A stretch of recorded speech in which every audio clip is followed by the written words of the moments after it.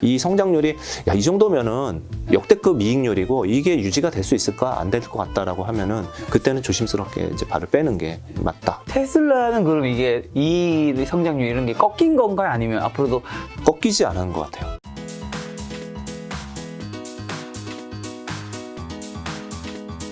또 책에서 판매 가격을 올리는 이런 조건 기업은 무조건 따라잡자라는 멘트가 있더라고요. 이게 어떤 의미고 좀 어떤 기업이 사례에 해당되는지 또 다른 사례 좀 혹시 얘기해 주신다면. 가격을 올릴 수 있는 기업이라는 네. 거는 사실은 이제 소비재에서 그런 현상들이 좀 나타납니다. 그래서 어떻게 보면은 뭐 아까 그 의류 이런 쪽들도 마찬가지로 네. 가격을 올리고요. 그리고 이제 쇼티지가 난 산업에 있는 그러한 네. 산업재 관련한 기업들도 2차 전지 소재도 올렸죠. 그 다음에 비메모리도 다 올리죠. 이렇게 다 올려요. 그 다음에 뭐 LG 이노텍이 하고 있는 그런 카메라 있잖아요. 네네. 그러니까 이제 폴디드 줌이라든지 뭐 이런 그 기능이 좋은 그 아이폰용 카메라든지 이런 것들도 이미지 센서가 부족하기 때문에 계속 가격을 올려요. 그래서 그런 거는 이제 산업 안에서 찾는 거고요. 저희가 쉽게 주변에서 찾을 수 있는 거는 작년 하반기에 이제 뉴스들이 쭉 나온 걸 보면은 주류 가격 올렸어요. 주정 가격, 원료가 되는 주정 가격이 올라가니까 술하고 그러니까 특히 이제 맥주, 소주 다 8%씩 올렸고요. 네. 그 다음에 라면은 가격을 올리기가 좀 굉장히 어려워요. 왜냐면 이제 물가 바스카이스도 들어가 있고 아무래도 이제 라면 좋아하시는 분들이 많기 때문에 일반 좀 국민들의 음식 약간. 네, 정부의 규제가 좀 있습니다. 보이지 않는 규제가 있는데 그것도 가격 좀 올렸어요. 네. 그리고 과자 가격 다 올라갔고요. 네, 그런 식으로 이제 가격을 올리는데 그러면 이제 이런 거죠. 가격을 올리는 기업이 왜 중요하냐 하면은 보통은 가격 올리면은요 어떻게 될까요? 안 사겠죠. 수량이 떨어지죠. 네. 판매량이. 그렇죠. 근데 여기서 가격 올리는데 사야 되는 기업은 수량이 안 떨어질 것 같은 기업을만 골라서 사시면 됩니다. 그럼 그게 뭐냐? 여러분 좀만 생각해 보시면 다 나옵니다. 근데 뭐냐? 어디 있을까요? 의외로 있죠. 아까 이제 명품 같은 경우 네. 제가 아까 샤넬이 작년에 5차례 가격을 올렸거든요. 네. 에르메스도 그랬고요. 네. 근데 지금도 오픈런까지는 이제 좀 잠잠해졌는데 지금도 잘 팔리거든요. 이번에 새로 또 신제품 나오는 것도 뭐 엄청나다고 그러더라고요. 그러니까 그런 거는 명품 이런 것들은 수량이 안 빠지고 그 다음에 아까 이제 산업재에서 뭐 비메모리 이제 넘어갈게요. 그거 똑같은 사례입니다. 그리고 라면 같은 경우도 사실 가격 올렸다고 그래서 네. 올려봐야 다 2,000원 미만인데 그렇죠, 그렇죠. 별로 영향이 없죠. 그렇죠, 그런 모습들이 나오는 거죠. 그래서 가격을 올렸는데 수량이 빠지는 기업들은 그러면 오히려 그쪽 예를 한번 들어볼까요? 대표적으로 넷플릭스가 왜 작살이 났냐면은 가격을 막 올렸어요. 이제 10,000원이었는데 우리나라에서는 한 10,000원이면 9,900원 뭐 이러면은 월정액으로 가입할 수 있었는데 네. 지금 가면 13,000원, 14,000원 막 이렇게 그렇게 올려버리니까 그럼 대체제가 있느냐? 있죠. 그렇잖아요. 있죠. 뭐 웨이브를 봐도 되고 왓챠, 뭐 TV, 뭐 디즈니 플러스, 애플 TV 너무 많아진 거죠. 네, 네. 네, 그리고 우리나라에 뭐 아마존 TV, 애플 TV 다 엄청난 공세를 하고 있으니까 네. 그러니까 실제로 서브스크라이버가 줄어드는 거예요. 그러니까 미국에서 그 줄면서 주가가 거의 폭락을 한 거죠. 그러니까 조심해야 되는 게 경쟁사, 대체제가 있는데 네. 막 자기 마음대로 가격 올리면은 자기 수량이 확 빠지는 겁니다. 네. 그래서 그렇지 않은 기업들한테 좀 투자를 하시는 게 맞고요. 그리고 이제 좀 더 자세하게 보실 거면은 책에는 다 이제 계산까지 다 해놨는데 네. 가격을 올리면은요 적어도 수량이 올라가진 않잖아요. 그렇죠. 네. 판매량 그대로 가격만 올렸잖아요. 네. 그러면은 오퍼레이팅 마진이라는 영업이익률이 네. 올라갑니다. 그렇죠, 그렇죠. 왜냐면 원재료가 더 투입되는 게 없어요. 가격이 올라갔으니까. 네, 원재료가 더 투입되는 건 없고요. 가격만 올라갔기 때문에 네. 만약에 이론적으로 어떤 기업의 OP 마진이 10%였는데 그 회사가 가격만 5% 올렸잖아요. 그러면은 이론적으로 한 13, 14% 정도로 오퍼레이팅 마진이 좋아집니다. 그렇죠. 그래서 그 효과가 서프라이즈로 나와요. 이익 서프라이즈로. 네. 사실 뭐 이렇게만 들으면 뭐 가격 올리는 게 굉장히 좋아 보이지만 사실 아무나 가격을 함부로 올릴 수 있는 문제는 아닌 거잖아요. 그렇죠. 올렸을 때 과연 이제 상대편에 있는 고객이 이걸 받아줘야지 이게 기업의 가치로 이어지는 거잖아요. 그렇죠. 그래서 이제 초과 수요가 나와 있는 이러한 기업들에서 찾으시면 되고요. 사실 가격 막 맘대로 올리고 있는 게 사실은 2차 전지 소재죠. 양극재 같은 경우죠. 그냥 다 정가합니다. 셀업체한테 정가하면은 테슬라한테 다 정가합니다. 네. 2차 전지 소재가 나와서 한 가지 질문만 더 드리면 책에서도 을이 없는데 갑이 되는 기업 이게 어떤 의미고 아마 이게 2차 전지 소재 쪽이 좀 해당되는 건가요? 그거는 해당 안 돼요. 뭐 어느 쪽일까요? 거기는 계속 가면 그거는 해당될 수도 있겠네요. 근데 제가 거기서 이제 얘기하려고 그랬던 건 뭐냐면은 파워가 있어요. 그래서 이게 갑을이 항상 있잖아요. 아 그렇죠. 저 네. 얼마 전에 술 마실 때 누가 저한테 그런 얘기 해주더라고요. 네. 사람 간에도 1대1로 뭐 누구도 만나서 네. 아주 자연스레 누구도 성립하지 않은 네. 갑을이라는 거는 존재할 수 있다고. 네, 그게 말이 어려워서 그렇지 쉽게 말하면 아쉬운 사람이 의리예요. 조금만 아쉬우면 의리, 그 순간 맞아. 잠깐 의리 되는 거예요. 그래서 그게 이제 의리고 갑이 되는데 네네네. 아까 말씀드린 TSMC나 뭐 2차전지 소재는 영원한 갑이고요. 아, 영원한 갑. 예, 그 사이클이 물론 이제 끝나기 전까지 계속 갑인 거고요. 왜냐면은 그 특징은 그거예요. 그걸 만드는 회사가 별로 없으면 그런 거예요. 그래서 이제 반도체 장비 회사 중에서 전 세계 딱 하나 있는 회사 있잖아요. 네. ASML이라고 미세 공정 EUV 장비 만드는 회사잖아요. 장비 하나에 2천억이거든요. 근데 네. 그 회사는 딱 하나예요. 그러니까 삼성전자의 이재용 씨도 거기다 가서 좀 주세요 이러는 거고 이거는 변하지 않는 거죠. 그런 것들은 한 10년간은. 예. 그거 이제 영원한 갑이라고 표현한 거고 지금 이제 말씀드린 갑이 됐다, 의리 됐다 이런 거는 산업이 변화가 있어요. 한 5년에서 10년 동안에 이런 변화들이 생기는데 뭐냐면은 조금 옛날 얘기긴 한데 옛날에 중국에서 전 세계의 에너지를 전 세계의 소재를 다 빨아들인 때가 있었어요. 그러니까 2005, 6, 7, 8년까지 중국이 어마어마한 성장을 할 때가 있었습니다. 평균 GDP 성장률 9%. 뭐 이렇게 나올 때 그때 이제 해운사들이 원자재인 철광석과 네. 뭐 여러 가지가 있겠죠. 철광석뿐만 아니라 석탄 뭐 이런 것들을 다 이제 중국으로 수입을 했는데 그게 너무 모자르니까 원래 인도네시아하고 호주에서 수입을 했거든요. 남미로 간 거예요. 모자르니까. 그럼 남미까지 가려고 그러면 어떻게 되죠? 배가 가야죠. 예, 배가 영내 아시아권에서 왔다 갔다 하면은 일주일이면 왔다 갔다 오는데 배로 거기까지 갔다 오니까 한 달이 걸리는 거예요. 그러니까 배가 갑자기 기해지겠네요. 엄청 모자른 거죠. 네. 네 배가 모자른 겁니다. 그래서 남미 뭐 발레나 이런 데 가서 받아오려고 그래요. 그러면서 이제 배발주가 폭증을 하기 시작을 했고 그러면서 한국의 조선사들이 거짓말 안 하고 최소 20배에서 30배씩 올랐어요, 주가가. 제가 미래에셋 자산운용의 본부장 할 때였습니다. 예. 그래서 이제 펀드 수익률도 어마어마하게 저희가 투자를 해서 냈었고 그때 저희가 투자할 때는 다 적자일 때 투자했거든요. 네네. 근데 그게 보이니까 이제 그런 것처럼 그러면은 그때 이제 순서가 막 이렇게 되는 거죠. 그때 갑은 사실은 원래 갑은 화물 선사들이었죠. 내가 뭐 쇠도 팔고 뭐도 철광석도 팔고 이런 갑이었는데 어쨌든 배로 신호를 날라야 되는데 이제 갑자기 선주들이 배주인이 갑이 된 거예요. 근데 그게 배가 모자라니까 조선사가 제일 꼬레비에 있었는데 배 만들어줘 이러는데 처음에는 뭐 만들어주죠. 근데 도크가 3년 차, 4년 차니까 걔네가 다시 갑이 되는 거예요. 이게 이제 갑과 을이 변하는 거예요.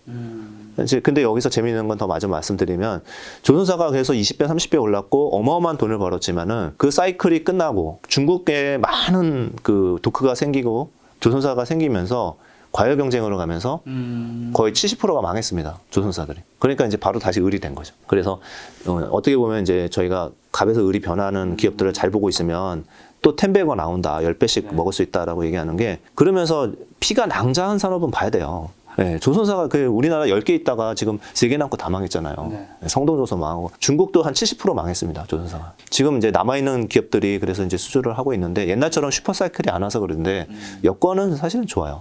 네. 조선 쪽도 좀 좋게 보시는 여건들이 있네요. 네, 그런 여건이 있어요. 그러니까 이미 많은 구조 조정이 일어났고 항상 을 생활을 너무 오래 해가지고 지금 적자도 많이 났고 이런데 그렇지만 이제 조선사도 약간 옥석가리긴 하셔야 됩니다. 재무제표 보시고 약간 부채 비율이 높고 조금 재무적으로 아직도 불안한 회사들이 좀 있어서 그건 반드시 공부하셔가지고 네. 탑을 고르셔야 됩니다. 네, 만약에 하실 거면. 네. 대표님 말씀 들어보니까 미래의 성장 산업 쪽에서 이 수요와 공급의 균형점이 어디가 지금 더 높아지고 낮아지는지를 내가 잘 예측만 만약에 좀 할 수 있다면 네. 그게 주식 투자에 굉장한 도움이 되겠네요. 네, 그게 큰 사이클 보는 게 사실은 네. 기업 실적 뭐 다음 분기 얼마야 이렇게 따지는 것보다 네. 훨씬 큰 수익이 나고요. 네. 그리고 자기가 언제 여기서 탈출해야 될지도 좀 네.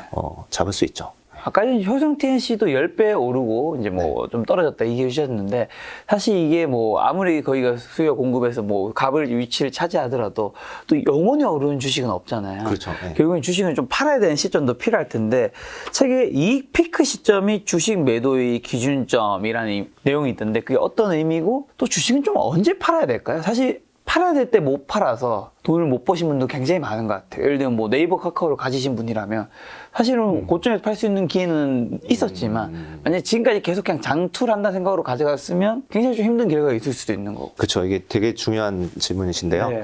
어떤 전문가들은 밸류에이션이 너무 비싸고 말이 안 되면 팔아라 이렇게 얘기를 하시는 분들도 있는데 네.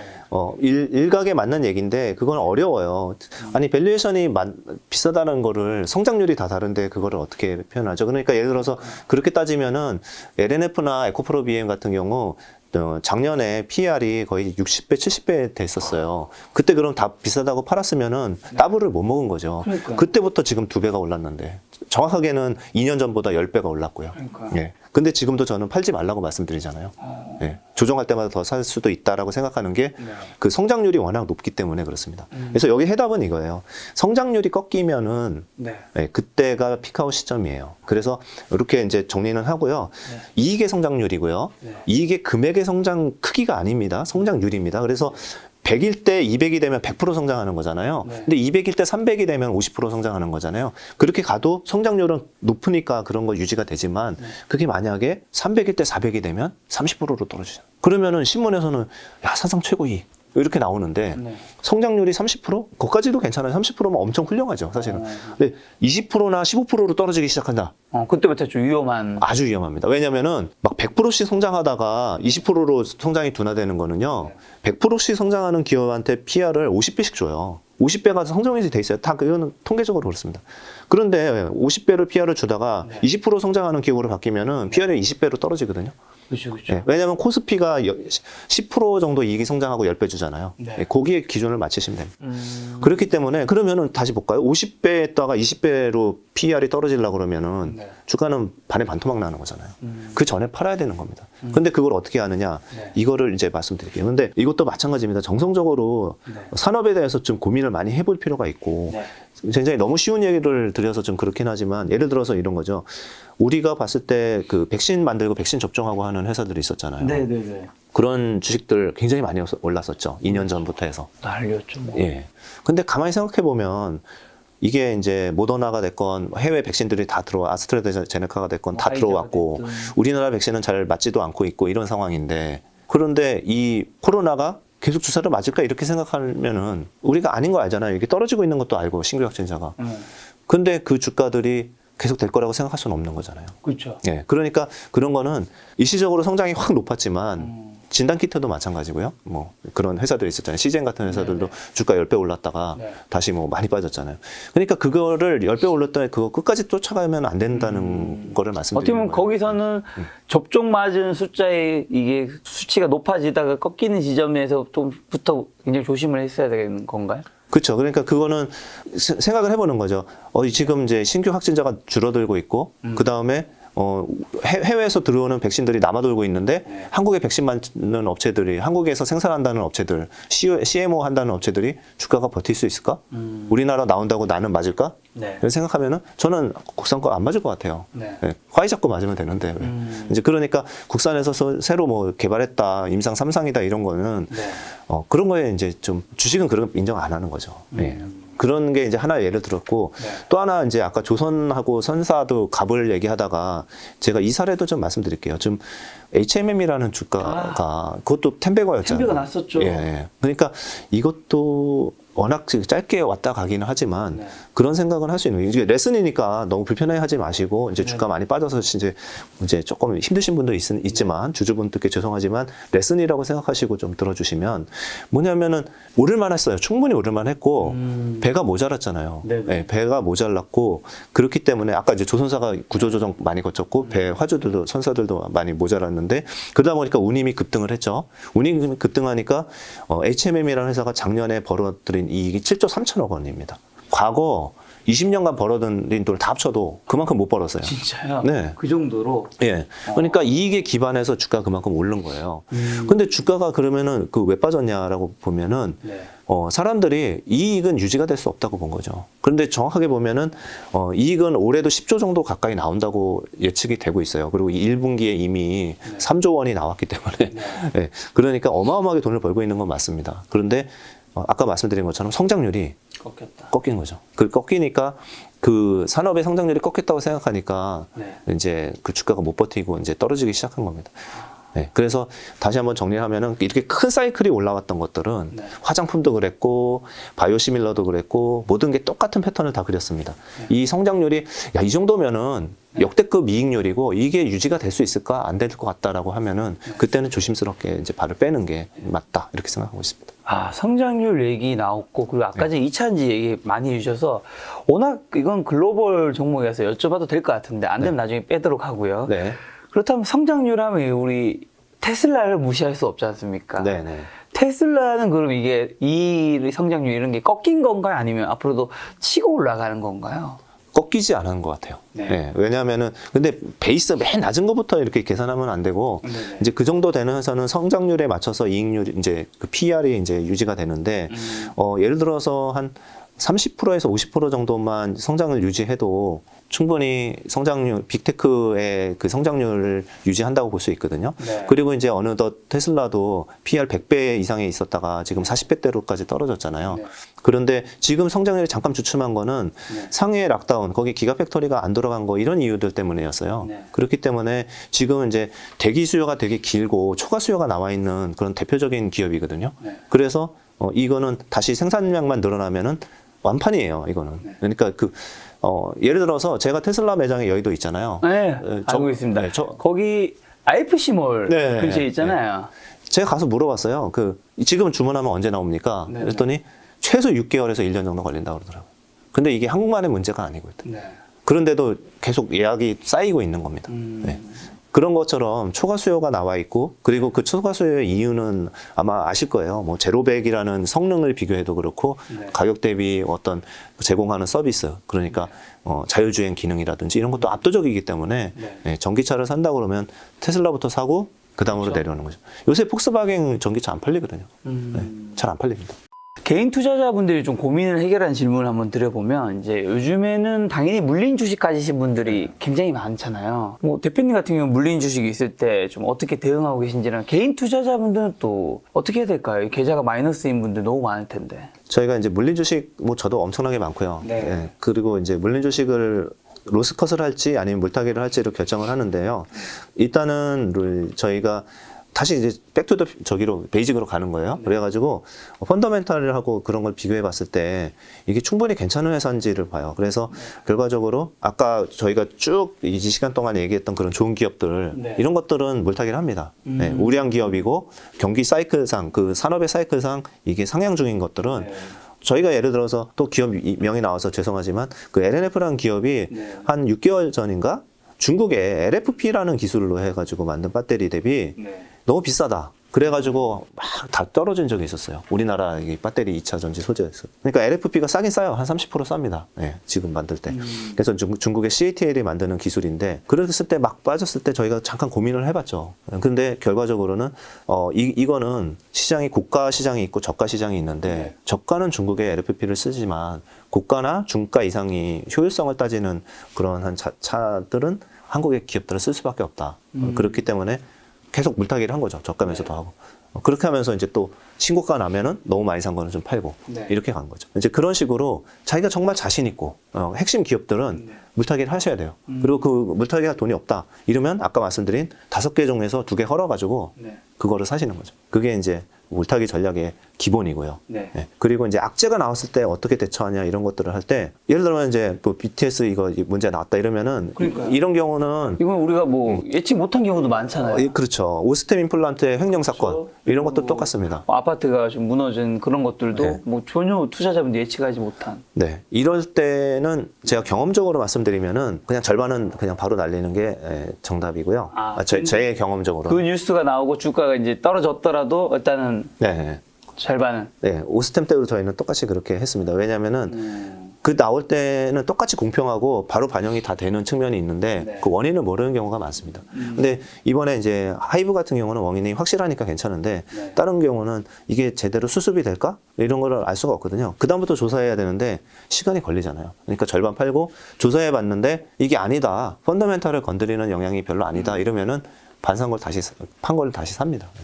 그래서 이제 그런데 어떻게 될지 모르기 때문에 네. 그렇게 반은 일단은 다 정리하는 이런 그 패턴을 저희가 그냥 만들었죠. 네. 네. 자, 그러면 한국 주식을 좀 언제 팔아야지 않은 신호나 지표 같은 건 없을까요? 어쨌든 예를 들면 뭐 코스피가 3,300 중반까지 갔다가 지금 2,400까지 왔으면 혹시라도 뭐 이런 걸 아는 지표나 이런 것이 있었다면 네. 조금 빨리 내 현금 보유 비중을 좀 늘릴 수 있고 뭐 굉장히 완벽할 것 같긴 한데 뭐 굉장히 어려운 질문일 것 같긴 하지만요. 네. 그래도 어쨌든 볼 수 있는 지표나 이런 게 힌트라도 조금 있을 것 같긴 한데. 네. 사실 이제 주가가 사실 제일 빠른 선행 지표라서 여기에 대한 거는 저희는 하고 있고 이제 책에도 소개가 돼 있으니까 이제 정리해서 말씀드리면 네 가지를 보시면 되는데 네 가지요. 예, 좀 많네요. 네 가지인데 일단 경기 선행 지수라는 것도 있어요. 그래서 OECD 경기 선행 지수라고 영어로 구글에 치시면은 바로 그 링크 타고 들어가실 수 있습니다. 그래서 그게 언제 꺾이느냐 이거를 보시면 되는데 작년 8월, 9월에 이미 꺾이기 시작했어요. 그래서 이제 매크로는 ISM 지수도 보고 뭐 여러 가지 보는데 이거 볼 때는 너무 높으면은 그때부터 조심하자 이렇게 보시면 되고 ISM 제조업 지수 매달 나오잖아요. 근데 너무 낮으면은 이제 또 회복될 수 있을까 이렇게 보실 수도 있습니다. 그래서 그 두 가지 정도만 대표 지수로 이제 말씀을 드리고요. 두 번째 기업 실적이 또 굉장히 중요합니다. 왜냐하면 주가 지수라는 거는 기업 실적 다 모아놓은 순이익의 합에다가 전통적으로 10배, 뭐 15배 좋을 때는 이렇게 줬던 거잖아요. 그러니까 비트코인이나 이런 자산들은 커머더티는 밑에 하방이 어딘지 알 수가 없어요. 이거는 수급으로 가는 거예요. 원유도 똑같습니다. 환율도 똑같고요. 이거는 밑에 가면은 싸다 비싸다라고 표현하기가 힘들죠. 근데 기업은 기업 이익이 다 합쳐서 야 PR 7배인데 금융위기 때도 PR 7배 안 갔는데 이렇게 하면은 돈 들고 와서 사겠죠. 채권 팔아서도 와서 사겠죠. 그렇죠. 부동산 와서 팔고 사겠죠. 그러니까 여기에는 밑에가 뭐가 있는 거예요. 그래서 배당도 있고, 캐시플로도 있고, 이러니까, 그래서 이제 주식이란 자산이, 이제 매력이 있는 건데, 주식 같은 경우는, 기업이익이 상향 조정되는 것들을 사실은, 가입하신 HTS의 리서치 자료들을 보시면은 알 수가 있습니다. 그래서, 그거는 따로 이제, 각자 챙기셔야 되니까 네, 그렇게 하고 그 기업별로 또 네이버에 가면 다 찾을 수 있으시니까요. 그렇게 찾으시면 될 것 같고요. 그리고 세 번째가 이제 유동성이고 네 번째가 수급입니다. 네, 그래서 유동성 같은 경우는 저희는 뭐 미국이 발표하는 M2라는 총통화의 증가율 이거를 그려서 이제 보는데 이것도 이제 자세한 거는 이제 유동성이 많은 게 좋은 거죠? 그렇죠. 증시에는 늘어나는 게 좋은 거죠. 좋습니다. 지금은 이제 유동성이 줄어들고 있는 거죠. 그리고 마지막으로 이제 수급이랑 심리를 같이 묶어서 얘기를 하는데 심리 지표도 CNN에서 발표하는 공포 탐욕 지수가 있잖아요. 그리드 앤 피어 인덱스라는 것도 구글 찾으시면 바로 들어갈 수 있습니다. 그래서 그거는 이제 변화 추이를 이렇게 보시면은 지금이 이제 극도의 공포에 가 있거든요. 계속. 이게 한 3달 유지되면은 그때는 팔 사람 다 팔았구나 이렇게 생각하면 되고요. 그런 것들이 있고 경기 서프라이즈 지수 이런 것들도 자세하게는 이제 다 따로 책에 소개가 돼 있으니까요. 좀 참조하시면 될 것 같고 그 다음에 제가 말씀 안 드린 게 보유 비중. 그게 이제 심리지수로 다 표현하면 되겠네요. 네, 그게 심리지수니까. 뭐, 네. 총 말씀해주신 네 가지가 경기 선행지수, 그 다음에 ISM 뭐 제조업 지수라든가, 그다음에 두 번째가 기업 실적, 세 번째가 이제 유동성, 네 번째가 이제 수급과 심리 측면이었는데, 그럼 이 네 가지를 다 고려했을 때 지금의 주가는 뭐 팔아야 되는 타이밍이 아니라고 말씀해 주시는 거겠죠? 네, 그 네 가지를 다 대입해 보면은 저희가 아직도 좀 더 악화되고 있을 앞으로 미래에 악화되고 있을 거는 경기 지표예요. 경기 지표는 더 악화될 거예요. 근데 기업 이익도 조금 악화는 될 텐데 아직까지도 이익이 마이너스로 훼손되지는 않고 있어요. 그래서 그런데 이제 밸류에이션이나 이런 것들은 충분히 그거를 선반영을 하고 있고 주가도 그렇기 때문에 다 봤을 때 제일 좋은 거는 심리 지표는 지금 최악의 공포 상황이기 때문에 그거는 거꾸로 해석해야 되거든요. 팔 사람은 많이 팔아놓은 거예요. 그리고 하나 빼먹었는데 풋콜 레이셔라고 선물에서 풋을 얼마나 많이 샀느냐 이 비율을 보시는 것도 사실상 팔 사람 다 팔았는지에 대한 그런 지표들이 됩니다. 그러면 한국 증시에서 이제 투자자분들이 어쨌든 지금은 만약에 물론 지금 만약에 바닥이라 가정한다면 아무리 바닥이 싼 걸 알아도 어쨌든 사는 게 무섭잖아요. 그래도 좀 다시 올라간다면 어떤 거를 좀 확인하고 좀 늦더라도 야 이제는 더 이상 약세장 정도까지는 아니겠구나. 어떤 걸 좀 보면 좀 안심하고 좀 살 수 있을까요? 되게 단순하고 간단 명료한데 이거 얘기하시면 뭐 다 당연한 거 아니야 이렇게 얘기하실 수 있지만 전쟁 끝나면 바로 사셔야 됩니다. 그렇죠. 네. 근데 이게 전쟁이 끝나도 전쟁이 끝났네 다행이다 이렇게 생각하시고 넘어가시는 분들도 있어요. 근데 그래서 제가 조금 더 세게 말씀드리는 이유인데 바꿔서 얘기하면은 미국 물가가 둔화되는 게 보이면 주가는 바로 올라갑니다. 왜냐하면은 사실 이 모든 거의 가장 큰 것 중 하나 전제 아니었나요? 그러니까요.